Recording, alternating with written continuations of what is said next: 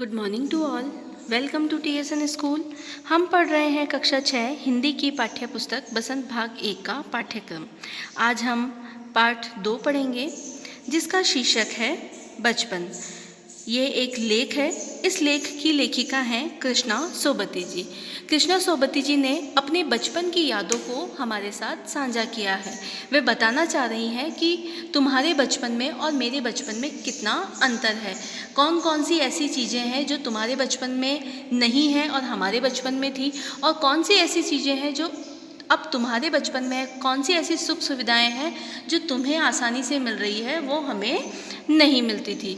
तो हम इस लेख के माध्यम से समझेंगे बचपन। मैं तुम्हें अपने बचपन की ओर ले जाऊंगी। मैं तुमसे कुछ इतनी बड़ी हूँ कि तुम्हारी दादी भी हो सकती हूँ, तुम्हारी नानी भी, बड़ी बुआ भी, बड़ी मौसी भी।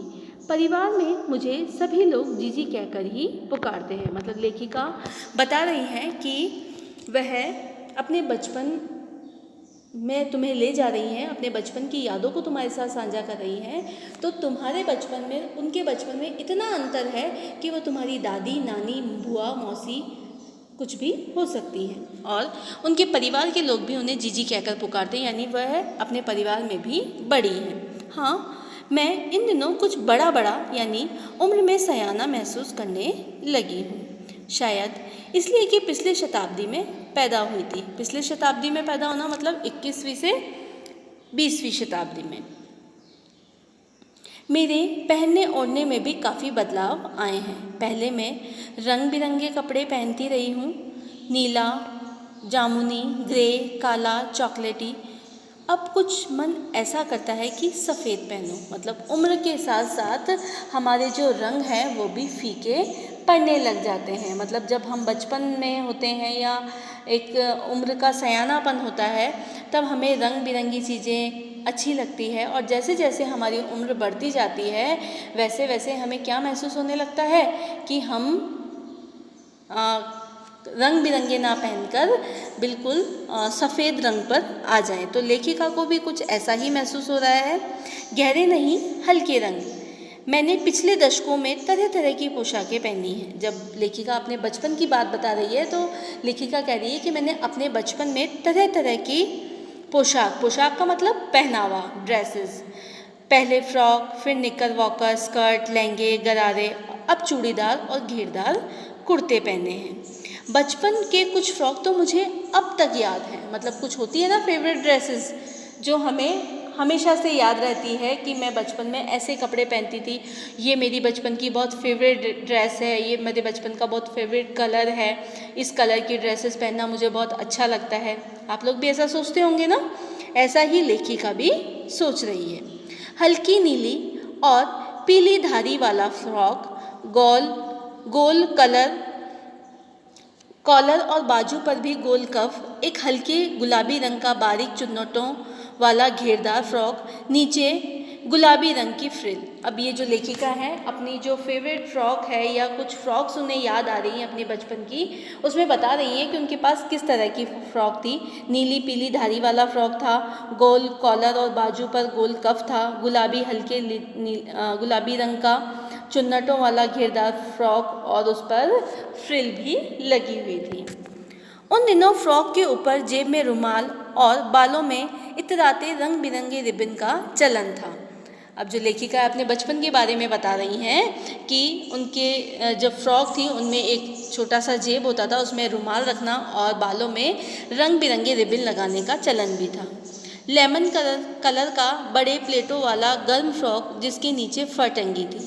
2 ट्यूनिक भी याद है, एक चॉकलेट रंग का, अंदर की कोटी प्याजी, दूसरा ग्रे, उसके साथ सफ़ेद कोटी। मतलब लेखिका अपने जो पोशाक है, अपना जो पहनावा है उसके बारे में हमें बता रही है। मुझे अपने मोजे और स्टॉकिंग्स भी याद है। स्टॉकिंग्स का मतलब होता है जो लॉन्ग सॉक्स जो होते हैं ना, घुटनों से ऊपर जो होते हैं वैसे। बचपन में हमें अपने मोजे खुद धोने पड़ते थे। वह नौकर या नौकरानी को नहीं दिए जा सकते थे, इसकी सख्त मनाही थी। मतलब बचपन में भी कुछ काम ऐसे होते हैं जो छोटे बच्चों को स्वयं ही करने होते हैं। हम बच्चे इतवार की सुबह इसी में लगाते। धो लेने के बाद अपने अपने जूते पॉलिश करके चमकाते। जब जूते कपड़े और ब्रश से रगड़ते तो पॉलिश की चमक उभरने लगती। अब आजकल तो आप लोगों को अपने आपके पेरेंट्स हैं वो सब अपना आपका काम तैयार करके देते हैं, लेकिन पहले क्या होता था कि बच्चों को अपने अपने जो छोटे छोटे काम थे, बूट पॉलिश करना, सॉक्स धोना या फिर छोटे छोटे ऐसे काम जो बच्चे स्वयं किया करते थे। सरवर, मुझे आज भी बूट पॉलिश करना अच्छा लगता है। लेखिका को जो बचपन का जो काम था बूट पॉलिश करने का, वह आज भी उसे अच्छा लग रहा है। ये लेखिका अपने बचपन की यादें बता रही है हमें कि उन्हें बचपन में उन्होंने अपना बचपन कैसे जिया। हालांकि अब नई नई किस्म के शू आ चुके हैं। कहना होगा कि ये पहले से कहीं ज़्यादा आरामदेह हैं। हमें जब नए जूते मिलते उसके साथ ही छालों का इलाज शुरू हो जाता। पहले जो जूते थे वो इतने कंफर्ट नहीं होते थे। नए नए जूते पहनने में पैरों में रैशेस हो जाते थे, छाले जैसे हो जाते, रेड स्किन जो थी वो लाल लाल हो जाया करती थी। उनके लिए उन्हें या तो कॉटन या फिर जो कॉटन का जो कपड़ा होता है वो लगाकर उन शू को पहनना पड़ता था। जब कभी लंबी सैर पर निकलते अपने पास रुई जरूर रखते। जूता लगा तो रुई मोजे के अंदर। हाँ, हमारे तुम्हारे बचपन में बहुत फ़र्क हो चुका है। अब तुम्हें सब कुछ सुविधा के अनुसार मिलता है, अपनी पसंद के कपड़े पहनने को मिलते हैं, अपनी पसंद का खाना खाने को मिलता है। लेकिन जो लेखिका का जो बचपन था उसमें ऐसा नहीं था। हर शनिचर को हमें ऑलिव ऑयल या कस्टर्ड ऑयल पीना पड़ता। यह एक मुश्किल काम था। शनिचर को सुबह से ही नाक में इसकी गंध आने लगती। अब लेखिका बोल रही हैं कि हमें हर शनिवार को ऑलिव ऑयल, मतलब कुछ ऐसी दवा है, दवा से मीन्स कि एक ऐसा मतलब काढ़ा जिसको बोल सकते हैं, मतलब ऑलिव ऑयल है कि आपका पेट सही रहे, है ना, आपको कोई बीमारी ना लगे, उसके लिए पहले से ही उसका ट्रीटमेंट कर दिया जाता था। तो इसके लिए लेखिका कह रही है कि हम सब बच्चों को शनिवार के दिन ऑलिव ऑयल या कैस्टर्ड ऑयल पीना पड़ता था। यह एक मुश्किल काम था। शनिचर को सुबह से ही नाक में इसकी गंध आने लगती। छोटे शीशे के गिलास जिन पर ठीक खुराक के निशान पड़े रहते, उन्हें देखते ही मितली होने लगती। मितली मतलब जी घबराना, उल्टी होना। जो आपने देखा होगा, जो छोटी छोटी दवाई की बॉटल्स आती हैं उस पर प्लास्टिक का एक कैप आता है, उसमें आपने देखा होगा 5 ml, 10 ml, 2.5 ml, है ना, 15 ml, इस तरह से उसमें पॉइंट्स बने होते हैं। तो आपको उन लाइन के अकॉर्डिंग, वो जो 10 ml, 15 ml, तो उसके अकॉर्डिंग आपको दवा लेनी होती है। तो वैसा ही लेखिका भी कह रही हैं कि उनके पास एक कांच का गिलास होता था, उसमें वह निशान बने होते थे। तो उन निशानों के आधार पर ही हमें ऑलिव ऑयल पीना पड़ता था। मुझे आज भी लगता है कि अगर हम ना भी पीते वह शनिवारी दवाई तो कुछ ज़्यादा बिगड़ने वाला नहीं था, सेहत ठीक ही रहती।